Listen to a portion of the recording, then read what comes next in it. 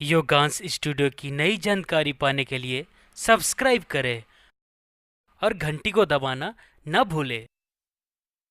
सारंगपुर कला में विराजित माँ मातेश्वरी मंदिर जो कि ऐतिहासिक है। गांव-गांव से भक्त लोग इनकी दर्शनों के लिए आते हैं, जिसकी अनुपम झांकी को अपनी आवाज में पिरोए हैं गायक लखन निर्मलकर, पलान सरी और रचनाकार जलेश चंद्रवंशी।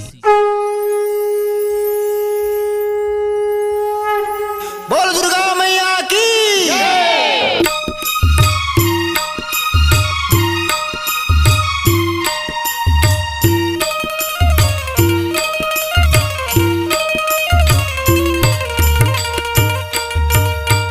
तुम्हारे चरण मायायन देवी मोरे देवता, सुन ले हो हमारो गोहार माँ मैया, सुनी ले हो हमारो गोहार माँ। तुहरे चरण मायन देवी मोरी देवता, सुनी ले हो हमारो गोहार माँ मैया, सुनी ले हो हमारो गोहार माँ। तुम्हारे चरण मायायन देवी मोरे देवता, सुन ले हो हमारो गोहार माँ।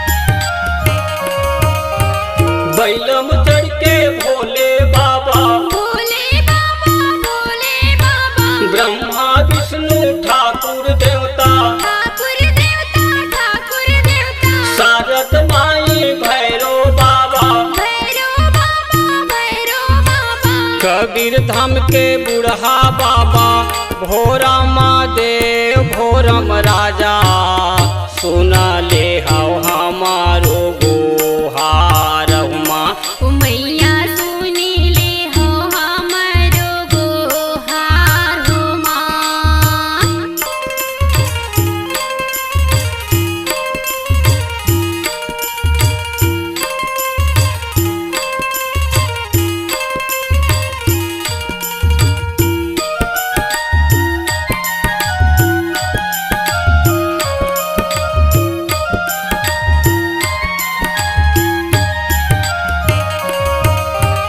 नैये चाउर बेल के पाती, बेल के पाती, बेल के पाती, गुंगुर हूम घिन के बाती, घिउ के पाती, घिउ के पाती, लीमू नारियल पान सुपारी, पान सुपारी, पान सुपारी, कबीर धाम के बुढ़ा बाबा, भोरा महादेव भोरम राजा, सुन ले हो हमारो गोहार माँ मैया, सुनी ले हो हमारो गोहार माँ।